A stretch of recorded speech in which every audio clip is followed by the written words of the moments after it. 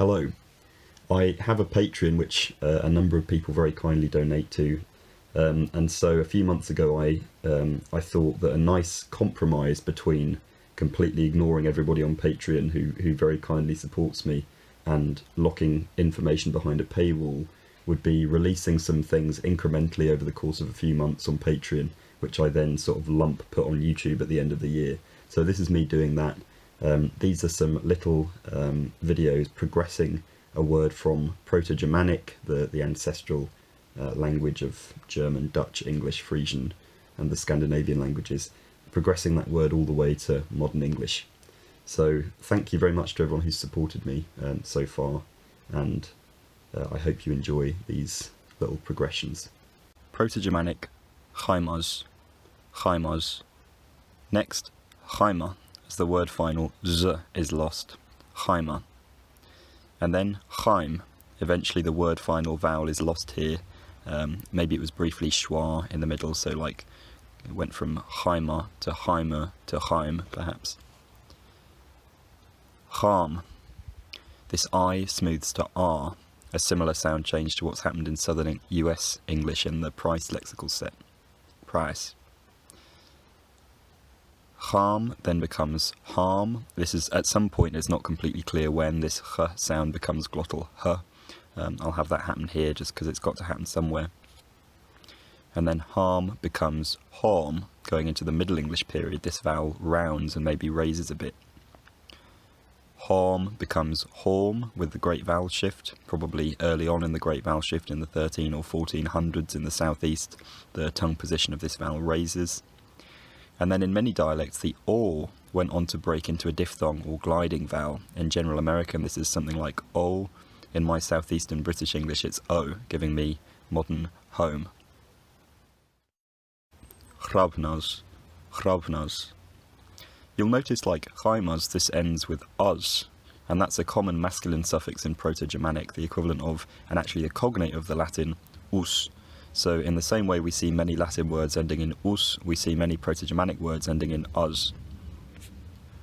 Chrabnaz becomes chrabna, as usual the z disappears off the end. And then that becomes chravna, a subtle change, but what used to be a bilabial fricative va, pronounced with both lips, becomes a labiodental fricative va, pronounced with the bottom lip and top row of teeth. Chravna becomes chraven. Here, as usual, the final a disappears and we're left with a word where the entire nucleus of the second syllable is just a consonant, n. Chraven. This becomes chraven. At some point, it's not completely clear when, this chr cluster collapses into a single sound. It has all the articulatory characteristics of that trilled r, except it's pronounced without the voice box buzzing. So, chra, chra, chraven. Chraven. It may seem like a subtle change, but this vowel takes a slightly more low central tongue position as opposed to a low back one. Chraven, chraven. Chraven. Here we have open syllable lengthening, so a vowel in an open syllable will become long, be held for longer. An open syllable is one without a consonant at the end. Usually we assume any consonant comes at the start of a syllable wherever possible, so that's why this v is analysed as being at the start of the second syllable, vn, leaving the first syllable open without a consonant at the end, so raven. Raven. This voiceless r sound just merges with the normal r sound. At some point, unclear when, it becomes acceptable to pronounce this word with a little vowel separating the v and the n. So there's probably a period where some people are saying raven and some people are saying raven. The great vowel shift raises this vowel in 2 or 3 steps. First it's raven and then eventually raven. It's around now that probably the approximate r sound is picking up speed in the south of England, giving raven, which is starting to sound very modern. And then in some dialects this first vowel, e, breaks into a diphthong, a gliding vowel. So for me that is now raven. Chlaupanen, chlaupanen. Chlaupan. This nasal vowel at the end gets dropped off, maybe with an intermediate weakening, so maybe it became chlaupaner first and then chlaupan. This becomes chlaubon and then chlaubon. This diphthong becomes height harmonic, meaning the tongue height stays the same throughout the pronunciation of the diphthong, even though the tongue moves further back in the mouth.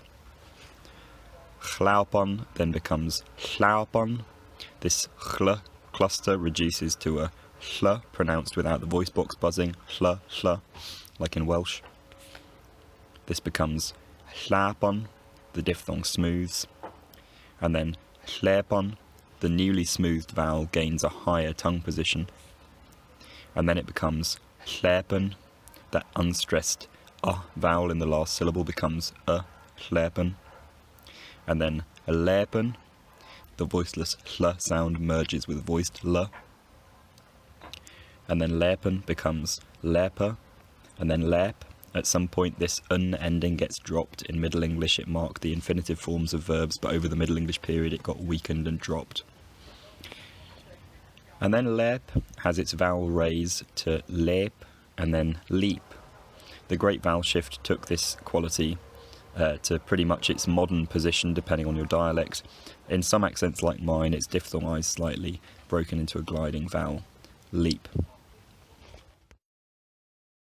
Regna. Regna.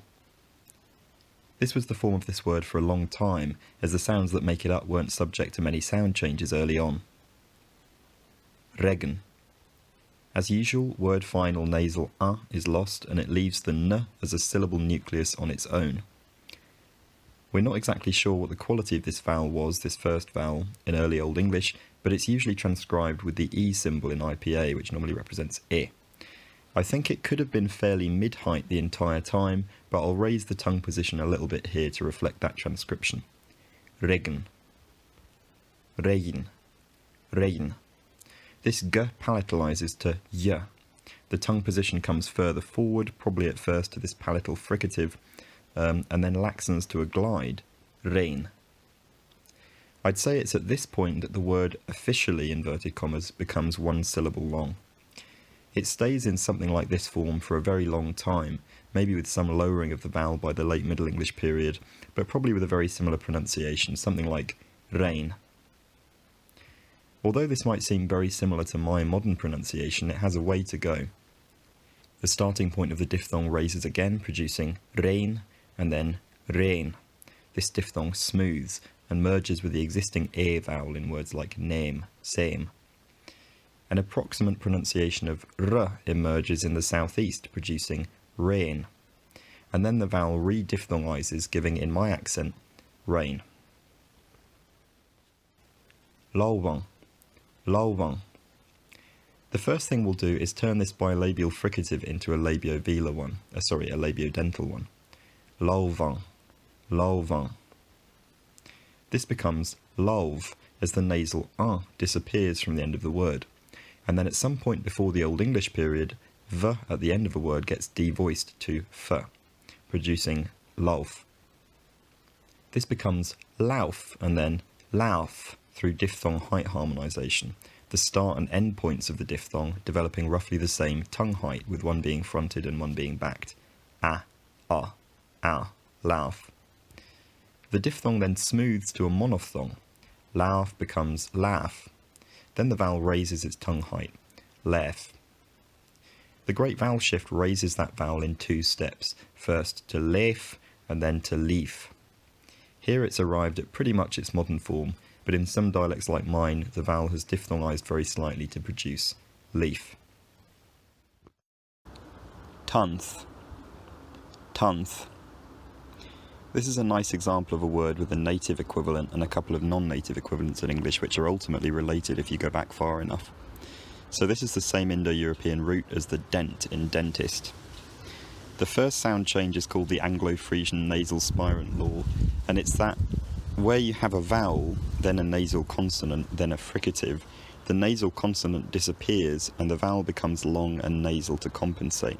So tunth becomes tanth. And this nasal vowel then gains lip rounding and becomes higher, tonth. The vowel then loses its nasality, torth. This stays the same for really quite a long time, and then eventually the great vowel shift raises this vowel in one step to tooth.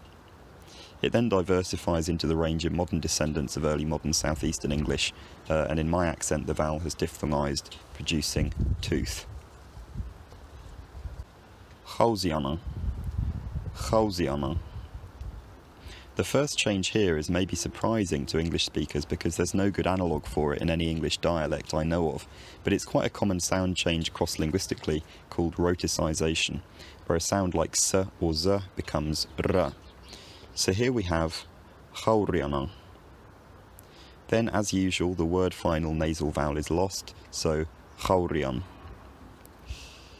The usual height harmonisation of diphthongs happens, Gaurian and then Gaurian.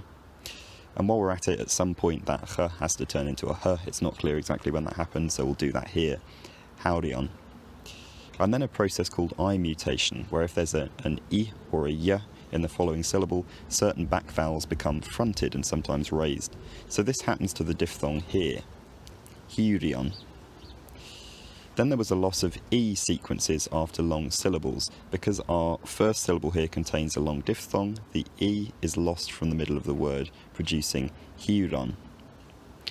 Now at this point, because I umlauted vowels are spread differently across different Old English dialects, there are a few forms in circulation.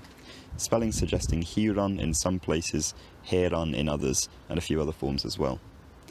By the early Middle English period, there was still a lot of variation. Middle English is notorious for having had a lot of dialectal variation, but Heron seems to have been the form that persisted towards modern English. The vowel in the last syllable becomes central, Heron. The n is eventually dropped, Here, and then the vowel is lost, Her. The great vowel shift raises the vowel to produce here, and soon after that, in practice, people start adding an epenthetic central vowel, here. This may already have happened at an earlier stage. The r becomes an approximant, here, and maybe around the same time or shortly after, the vowel sequence collapses into a centering diphthong, here, here. In my accent, by the early 1800s, the r has gone, here, and then much more recently the centering diphthong has smoothed into a monophthong, giving here. Whereas. As usual, the word final z disappears, giving wera, and then the vowel degrades, maybe through a couple of steps, were and then weg. Going into the Old English period, there may have been some amount of vowel raising. I'll put it in purely so that it matches the normal Old English transcriptions better to avoid confusion, but I think for many speakers there's no reason it couldn't have still been e. But let's say weg. Palatalization occurs to this r because it's after a front vowel. So first we have way and then way. It probably has more or less this quality up until the late Middle or early Modern English period. I won't mess around with the vowel. But then in the early Modern period it monophthongizes and merges with e, as in name, giving we. And then it re-diphthongizes in a lot of accents, so that in my accent it's now way. Fulcan. Fulcan. For once a change happens before the loss of that word final vowel. The u lowers to o because of the low a in the following syllable. Fulcan. Then at some point the bilabial fricative f becomes just f. Fulcan. Then the word final vowel is lost. Folk. It stays this way for a very long time, and then in Middle English, before certain consonant clusters including uk, this vowel diphthongizes. Folk. At some point, I'm just going to add it here, a glottal stop appears before a word final k in certain dialects of English in the southeast. Folk. Then the l disappears in certain situations. Folk. Folk. Then this diphthong smooths again, merging with the goat vowel. Fork. Then it diphthongizes again in my accent. Folk. And then finally the first element of the diphthong moves forward in the mouth. Folk. Today's word is forsaz. Forsaz. Just to show that some words really have changed relatively little. First, the U lowers to an O because of the influence of the A in the next syllable. Forças. Then at some point the bilabial fricative becomes F, forças. Then this word final Z is lost, força. Then the word final vowel is unstressed and lost, força, force. At some point it's not completely clear when, it could be later in the Old English period. This ch hardens to k before a s, giving fox, fox. At some point, also not clear when, a glottal stop gets inserted before a k in this situation, giving fox. The vowel then lowers, fox, fox. In some southeastern dialects it probably remained pretty much in this form throughout the early modern period to the present day. Fox. Today's word is a fun cognate with Latin. In Latin the word corpus meant body. Apologies to certain Latin people that I know are watching if I pronounce that wrong. And that's from a Proto-Indo-European word like grepos, grepos. It's fairly common for vowels and rhotic consonants to switch places. So that's a relatively common sound change that's happened there between Proto-Indo-European and Latin. I wondered if there was a Proto-Germanic descendant of this, and there was. Chrepas, chrepas. I thought, wouldn't it be fun to progress this to a hypothetical modern English form? And then I discovered it didn't need to be hypothetical. Chrepas becomes chrefas, and then chrefa as it loses the z, and then the final vowel reduces and disappears, chrefa, chref. Now I'd normally try to pick words that didn't have too many dialectal mixing shenanigans, but here it seems like the common word in Old English writing may have been a variant of this, where the vowel was raised all the way to I. Maybe it was filtered through some regional dialect where that was a sound change, unless I'm forgetting a regular one. That gives reef, reef, which meant something like abdomen. And then that r cluster coalesces, so it's just a voiceless rhotic, reef. Then eventually this becomes voiced, and all trace of that fricative is gone. Reef, reef. Then eventually this vowel lowers slightly, giving riff, riff. The r becomes an approximant, riff, as in midriff. Today's word is wagnas, wagnas, an interesting dual development. First of all, we lose the word final z, giving wagna, and then that vowel gets reduced and lost, wagner, wagon. Now this wagon is the form that was used in what we call sort of common West Germanic, which was more of a dialect continuum than a language. Although many languages are dialect continua, I suppose. Here we'll follow it down two different routes. The version of this word that got transported to Britain had undergone a fronting of this vowel, which happened whenever it wasn't followed by a back vowel in the next syllable. Wagon. The velar consonant moved forward and became palatal because of this front vowel, wagon, and then wane. The vowel eventually raised to give wane. All the while, in a part of the consonant, the same West Germanic word wagon had undergone several different changes. The vowel had fronted slightly and lengthened, and an extra vowel had been inserted in the last syllable, well, in other words, before the final n. I don't know much about the specific order of phonetic changes in Dutch, so sorry if I've mistimed any of these sound changes, but it was something like wagen or wagen. This was loaned into English as something like wagon, a doublet to the existing wane. The native English word had its vowel monophthongized to give wane. The loan word had its stressed vowel front and raised slightly to give wagon. The native word's vowel diphthongized again, giving wane, and then eventually wane, back to where it was in Middle English. The loan word's vowel lowered again in my accent to give wagon. Nowadays, for many people, the word Wayne mostly only exists as a fossil in the surname Wainwright. Today's word is chlúðas, chlúðas. Firstly, word final z is lost, chlúða, and then the fricative hardens to a plosive, chlúda. The unstressed vowel reduces and disappears, chlúda, and then chlúd. The chl cluster coalesces into just a voiceless l, so chlúd. Then eventually it becomes voiced, lúd. The great vowel shift causes this vowel to diphthongize, lood, and then load, and then loud. In my accent, the first element of this diphthong has fronted, loud. Today's word is ek, which, like many pronouns, had an unstressed form, ik. In West Germanic, the unstressed form seems to have become popular. In Britain, this k underwent palatalization because it was next to a vowel with a front tongue position. First we get ich, and then ich. This remains the first person pronoun for a long time. Eventually, being a pronoun which is often in a position of low stress within a sentence, it's reduced. It loses its consonants and the vowel lengthens to compensate, e. This is mirrored in some German dialects today.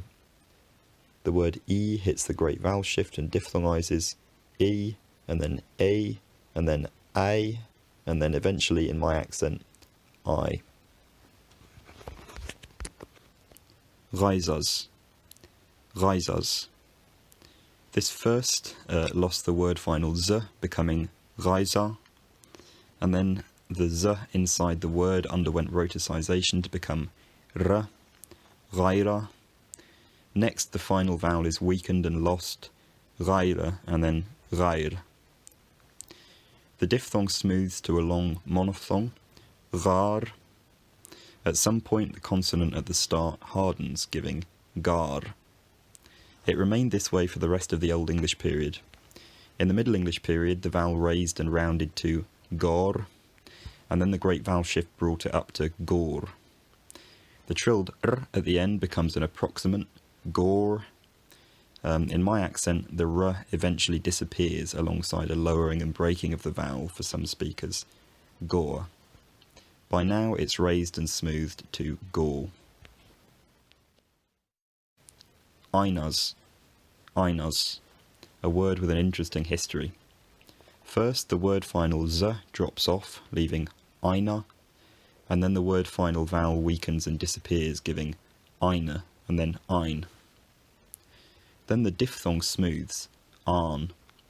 This is the Old English form.